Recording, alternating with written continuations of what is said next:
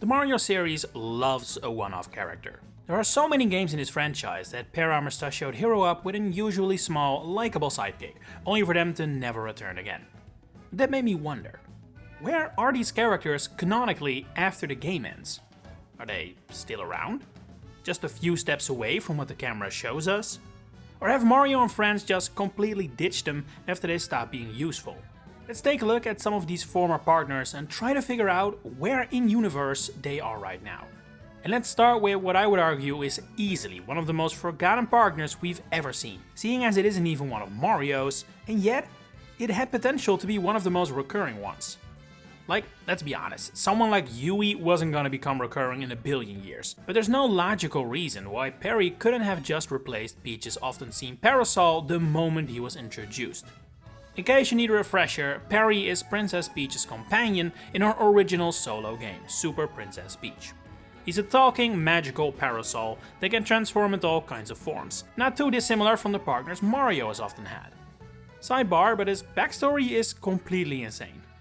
Originally, Perry was a young boy, a human, albeit with strange powers.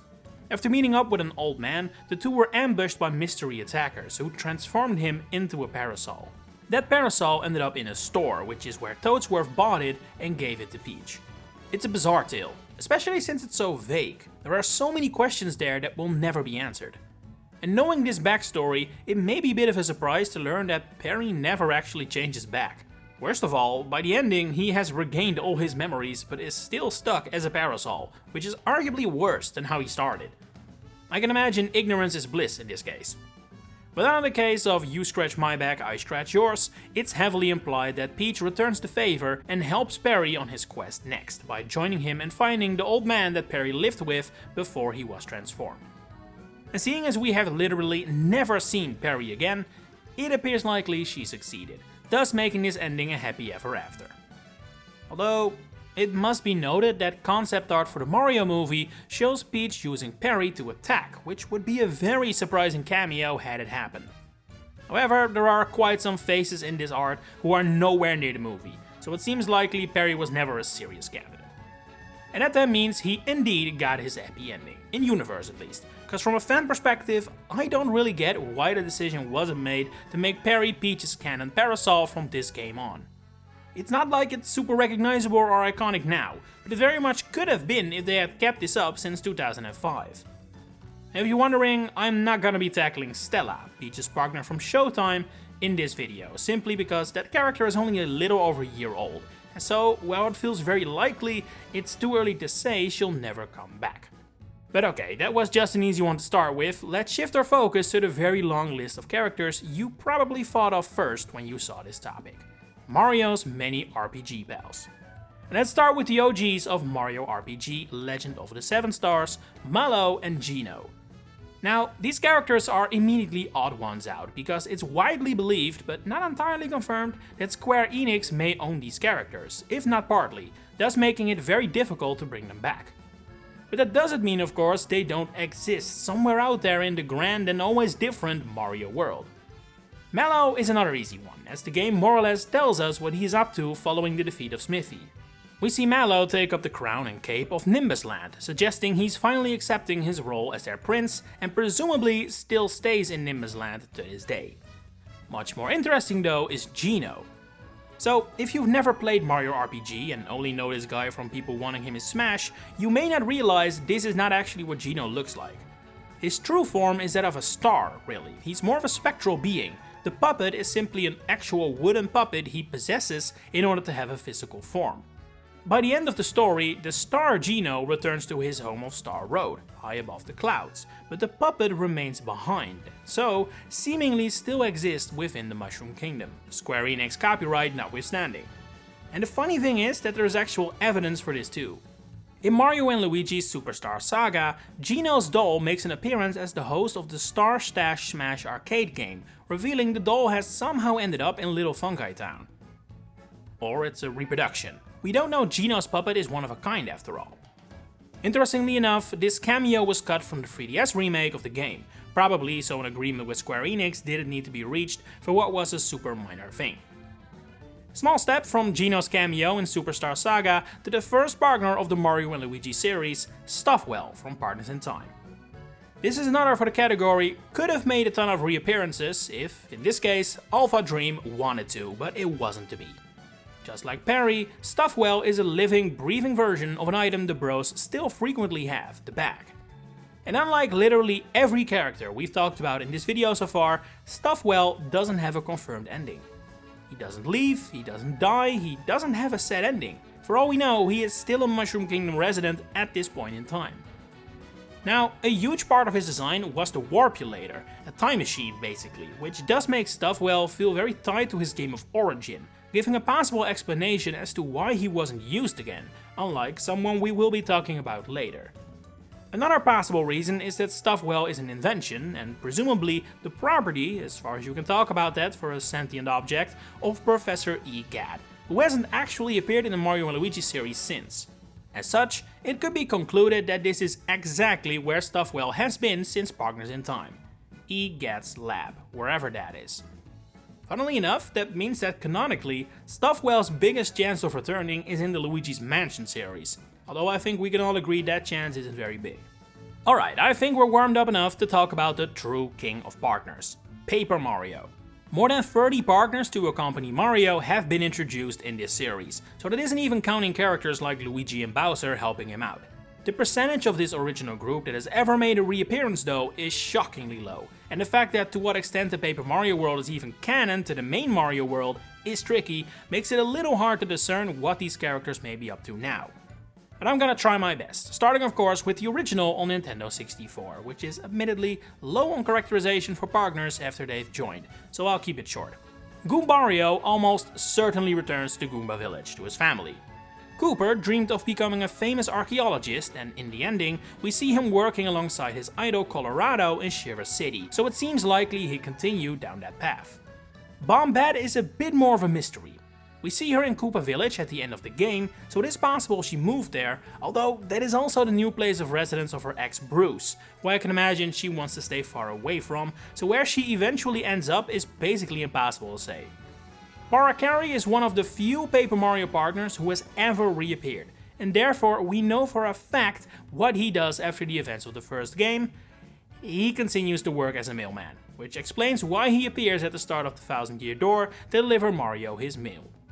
Another letter written by him also appears in Sticker Star, revealing that he is still around by the time this game takes place. Lady Bo also returns in the Thousand Year Door, visiting Poshley Heights with her bootler. It's safe to say she probably still resides at Boo Mansion, where she is also seen in the ending of the first game. And the same goes really for the 3 remaining partners, Watt, Sushi and Laka Lester. They all presumably return to their homes, which are in the areas Mario finds them. Shy Guy's Toy Box, Yoshi's Village and Flower Fields respectively. The Thousand Year Door's partners are a lot more interesting though, simply because there is way more to their stories and characters.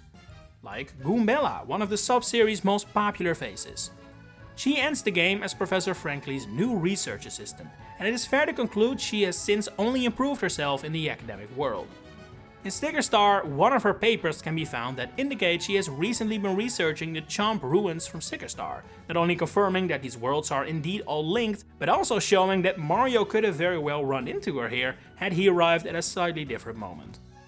Koops of course returned to Petalburg, where his girlfriend and newfound father also reside. What he is up to nowadays though is a bit unclear.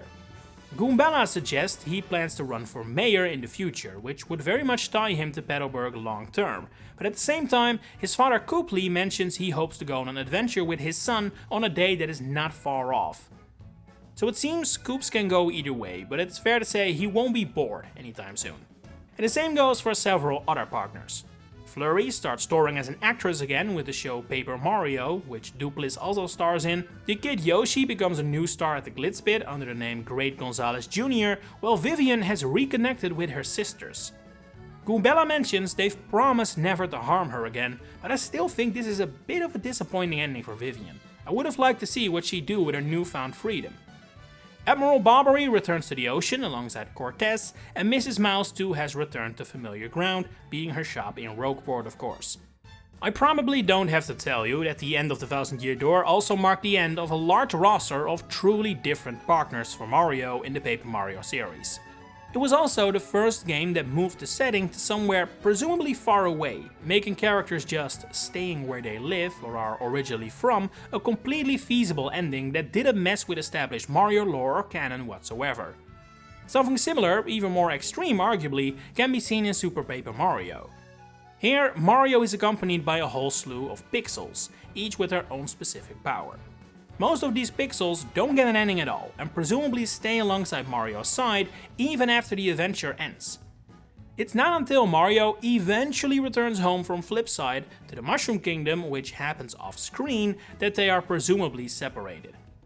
The sole exception is of course Tippy, the main partner, so to speak. Similarly to Perry, Tippy too was once a human by the name of Timpani. She used to be in love with a man named Blumiere, who was actually Count Black. Long story short, they end up living happily ever after, meaning that Tippy is still alive and kicking in her original form, just somewhere we are not aware of. Her role was taken over in the post-game by Tiptron, a robot created by Francis to be Tippy's replacement. Tippy would prove a trendsetter. Ever since her introduction, every single Paper Mario partner has ended their game unable to return, so to speak. And whereas Tippy's ending was positive, undoubtedly so, that would change going forward. Kirsty, Yui and Olivia all sacrificed themselves to save the world and their newfound friends. And so the question as to where they are now is a pretty philosophical one, better left for each to interpret on their own. But let's just say, don't expect them to come back ever again. But as to not end on this sour note, I want to take a final look at the one partner who defied it all. They said it couldn't be done. They said it was impossible for a one-off partner to come back, not once, not twice, but thrice. Not to mention, she's the only character we know to be on good standing with Mario and Luigi, as well as Bowser. I'm talking of course about Starlow, introduced as essentially Stuffwell's replacement of sorts in Bowser's Inside Story, but ever since she has become a Mario and Luigi staple, returning in every single game. It didn't matter if it was a crossover with Paper Jam, Starlow was there. Or a new title developed by a completely different company set in a completely different world, Starlow is still present. In fact, we're still finding out new things about her. According to Mario and Luigi Brothership, Starlow's current appearance is only temporary. What her true form actually is differs between the Japanese and English localizations, probably because what Japan goes for doesn't really exist here without making things a little weird. So, in the original Japanese script, Starlow mentions she's actually an 8-head tall beauty, which is a reference to the ideal proportions of a woman in Japanese culture. In English though, she mentions her true form is an 8-headed beauty, which makes her a lot more monstrous and could be a reference to angels, who used to be described as looking bizarre and uncanny, but change when approaching humans. Either way, Starlow has managed to break free from trends, and thus it seems likely she is truly a resident of the Mushroom Kingdom right now, if not Princess Peach's castle. It also makes it a little weird and hard to explain why she isn't in any games that don't have Mario and Luigi in the title, but let's put it this way. The more of a staple of this sub-series Starlow becomes, the bigger the chance she'll eventually cross over. And right now, I honestly think the cards are looking quite good. Never say never with Nintendo and pulling off crossovers within the Mario series, but let's say she returns again in the next Mario & Luigi game. Not only would that mean the series truly is back to getting regular titles, it also can no longer be avoided that Starlow is a sort of mascot to the series. And then, who knows how small the step to say a Mario Kart game really is. What are your favorite partners from the Mario series? Share it in the comments below. If you enjoyed this video, please consider giving it a like and subscribe to the channel to stay updated on all my future Mario content coming up. For now, thanks for watching and enjoy the rest of your day.